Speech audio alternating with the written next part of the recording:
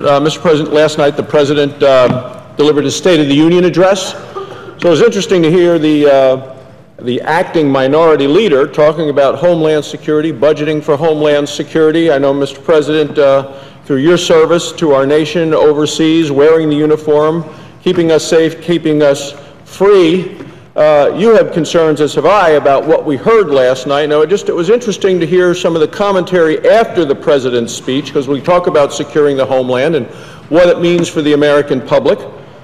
Andrea Mitchell, MSNBC last night, said, "I think that on foreign policy, his," meaning President Obama's, "his projection of success against terrorism and against ISIS in particular is not close to reality." The President of the United States, not close to reality. Mr. President, I've just come back from a trip to the Middle East, been to Saudi Arabia, Qatar, Israel, and I concur with Andrea Mitchell that on the specifics of the President's assessment of success against terrorism and against ISIS, this President is not close to reality.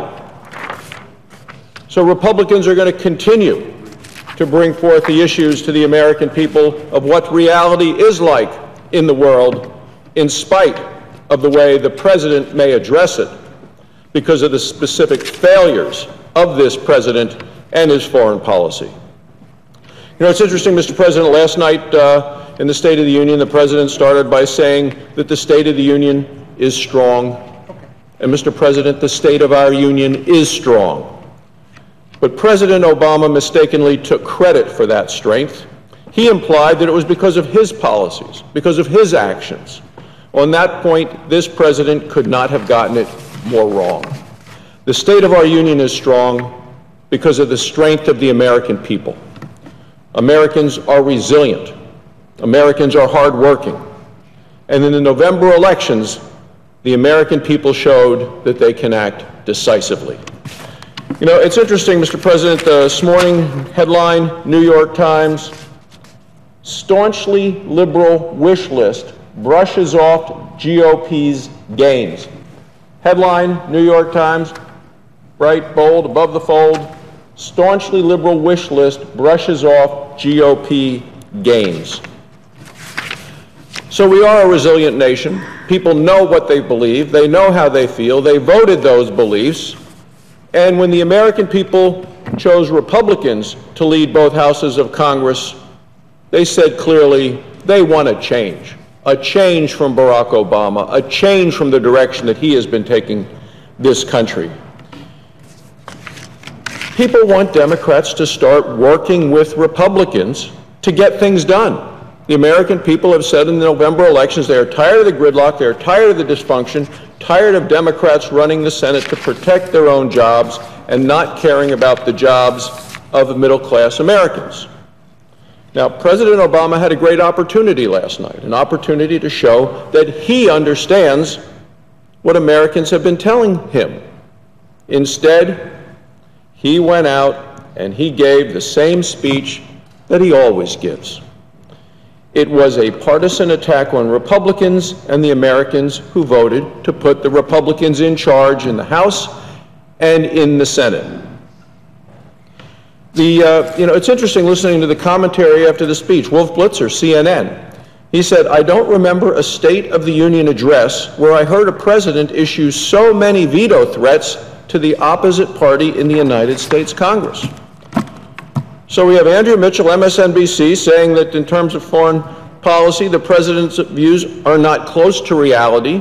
CNN, Wolf Blitzer, don't remember a State of the Union address where I heard a president issue so many veto threats to the opposite party in the United States Congress, especially when it's at a time, as the New York Times points out, of GOP gains in the elections. The President specifically ignoring what's happened across this country in the November elections.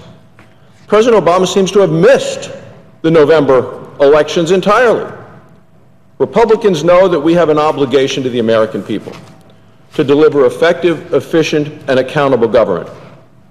We have an opportunity and an obligation to put Americans first. Last night, President Obama showed he still wants to put Washington first. Well, Republicans are not willing to help this president continue down the same wrong road that the American people have rejected. And let's be honest, this past election was a rejection election, rejecting the policies of this president, this administration. We are charting a new course in a better direction, and we're already making progress. The Senate is working like it hasn't worked in years. We're debating actually legislation on the floor, the Keystone XL Pipeline Jobs Bill, and we're allowing senators to offer amendments. We actually had votes on 3 amendments yesterday. We're going to pass this bill. We're going to send it to the president's desk. Then we're going to turn to more jobs bills and the important issues that American people care about. We're going to work on reforming our health care system. You know, in his speech last night, President Obama offered no solutions on the major issues facing this country. Instead, he offered the same old tired policies of higher taxes, more Washington spending, more bureaucracy, more obstruction of bipartisan solutions coming out of the new Congress. The President said that Congress should focus on areas where we agree. Well, that's exactly what Republicans have been doing. We're moving bipartisan bills, bills that overwhelming majorities of Americans support, and the President continues to threaten to veto them. Things like the Keystone XL pipeline bill that supports 42,000 American jobs. That's not my answer. That's what the State Department, the President's own State Department said. It would support 42,000 American jobs. In a poll last week, 65% of Americans said the President should sign that into law. We'll pass bills to allow for more exports of American energy and to give the President the trade promotion authority that he has asked for and that America needs. We'll pass common sense reforms to America's health care system to end many of the outrageous and expensive mandates for coverage that people don't want, don't need, can't afford.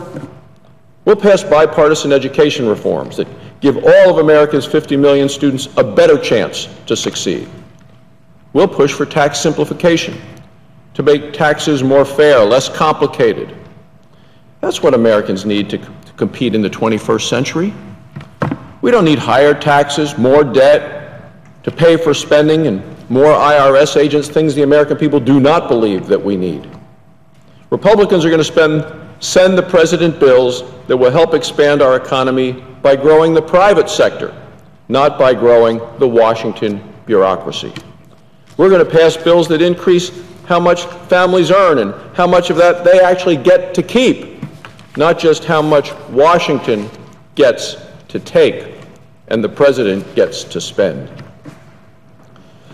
So the state of our union is strong, and it is also in greater agreement than it has been in years about the direction this country should take. President Obama could have taken the opportunity last night to actually talk about this. He could have offered a positive plan to work with Republicans and Democrats in Congress instead of the defiant tone that he placed upon the country. He made threats to veto bipartisan legislation. He chose to double down on more obstruction, more unaccountable Washington bureaucracy, more wasted tax dollars. The American people have rejected this course. The American people want a better path, not the same old tired speech from a president now in the final quarter of his time as president. The speech is over. Now the president needs to decide what he's actually going to do. Is he ready to get on board with bipartisan ideas, or does he want to just spend the next 2 years as a lame duck? There are Democrats here in this body who agree that it is actually time for the Senate to get back to work. They're ready to listen to ideas, good ideas, work with Republicans to help America, to help the American people thrive. This president should work with all of us. That's what Americans want. They want us to work together. They want us to change the direction that our country has been headed for the first 6 years of President Obama's time in office. This Republican Congress is listening to the American people. The President continues to ignore them. Thank you, Mr. President. I yield the floor.